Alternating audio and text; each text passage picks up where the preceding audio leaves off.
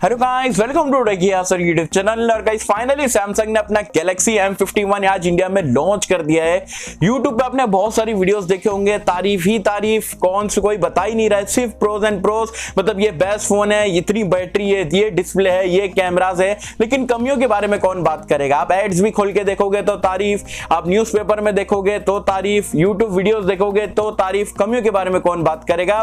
तो ये फोन में मैं आज की वीडियो में आपको 6 मेजर कौन के बारे में बताने वाला हूं, जो कि आपको गैलेक्सी M51 में देखने को मिलते हैं। बिल्कुल ऑनेस्टी के साथ में बताने वाला हूं, तो कर देना वीडियो को लाइक का टारगेट रखता हूं 2000 लाइक्स का। आई होप कि आप कर दोगे। सो गाइस चलिए वीडियो स्टार्ट करते हैं।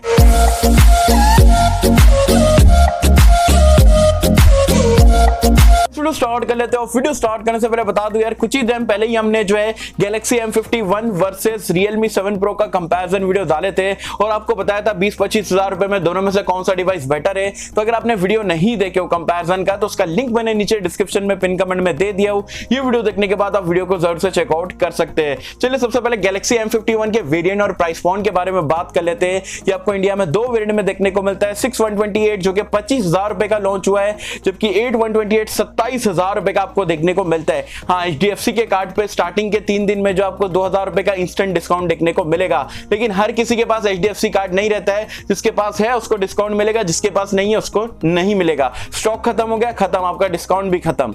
ठीक है, चलिए अब प्रोस की अगर हम बात करें, चलो प्रोस भी मैं आपको बता देता हूं। जैसे कि आपको बड़ा सी एमोलेड डिस्प्ले मिल जाता है, 7000 mAh की बैटरी है, जो कि काफी बढ़िया बात है।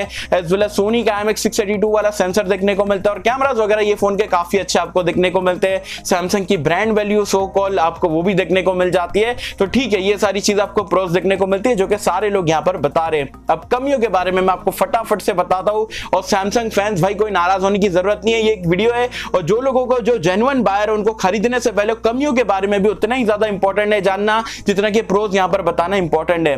सबसे पहली कमी की अगर हम बात करें तो ये फोन का बिल और डिजाइन, मतलब सैमसंग ने हद पार कर दिया है। मतलब 12,000-13,000 में ठीक है, प्लास्टिक को यहाँ पर ग्लास्टिक बोल के बेचते हैं और बेसिकली वो प्लास्टिक रहता है, ग्लॉसी टाइप का बैक पैनल।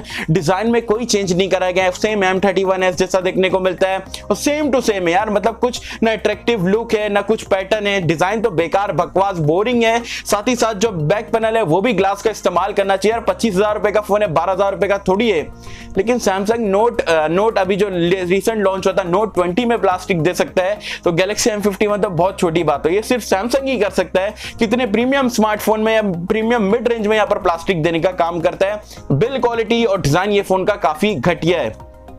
दूसरी कमी की बात, डिस्प्ले। अब आप बोलोगे भाई डिस्प्ले क्या बोल रहे हो। 6.7 इंच का सेंटर पंच होल के साथ में सुपर एमोलेड प्लस डिस्प्ले देखने को मिलता है, काफी बढ़िया है। लेकिन 90 हर्ट्ज कहां गया। 25,000 रुपए का फोन है यार। सैमसंग 13,000 रुपए में भी वही फुल एचडी एमोलेड डिस्प्ले आपको M21 में प्रोवाइड कराता है, तो 25,000 रुपए में तो डिस्प्ले क्या वही फुल एचडी दोगे क्या। फुल एचडी के साथ में जो 60 हर्ट्ज के साथ में जो 90 हर्ट्ज देना चाहिए था ये फोन में, क्योंकि OnePlus Nord में ऑलरेडी 25,000 या आप चलो 28,000 रुपए पकड़ लो, उसमें 90 हर्ट्ज है ना, एमोलेड डिस्प्ले भी है, तो ये फोन में भी मेरे हिसाब से 90 हर्ट्ज रहना चाहिए था।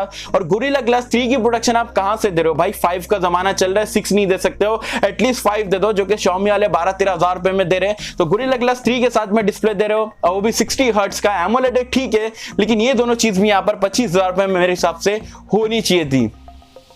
तीसरी कमी की अगर हम बात करें तो यहां पर इसके प्रोसेसर को लेके, अब आप बोलोगे यार स्नैपड्रैगन का प्रोसेसर दे दिया और क्या चाहिए सैमसंग यूजर्स को।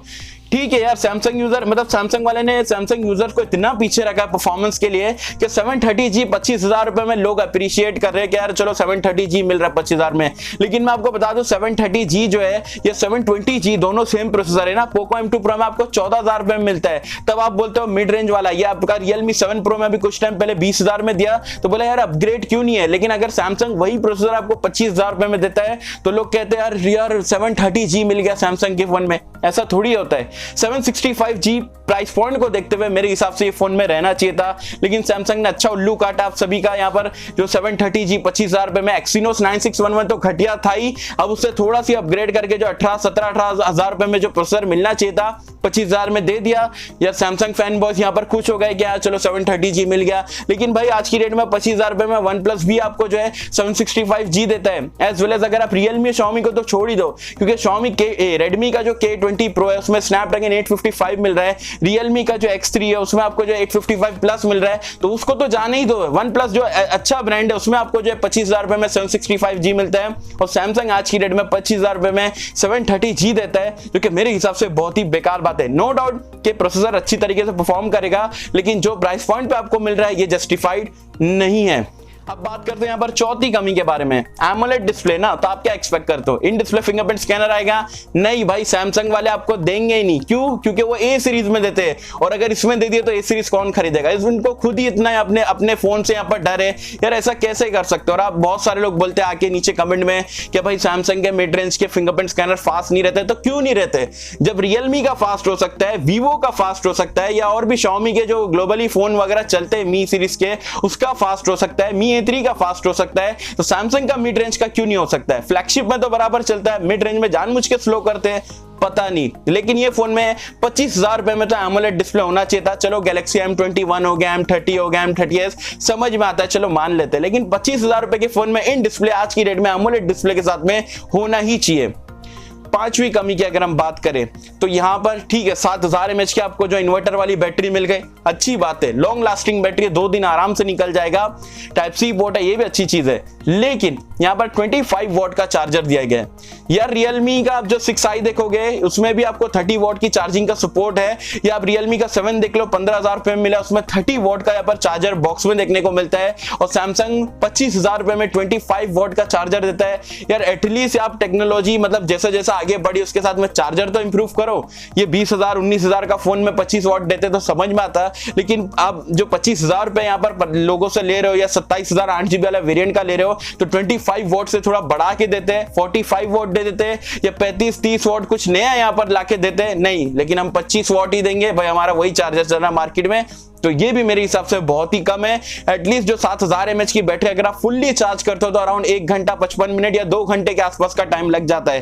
तो नहीं यार, आज की डेट में यहाँ पर बहुत लोगों को फास्ट चीज करना है, और वो बंदा 25,000 दे रहा है तो उसको 2 घंटे का वेट नहीं करना है। छठी कमी की अगर हम बात करें तो है ये फोन का प्राइस पॉइंट। मैंने एक्सपेक्ट करा था 6128 आएगा, सारे स्पेक्स मैंने आपको 2-3 हफ्ते पहले ही बता दिया था।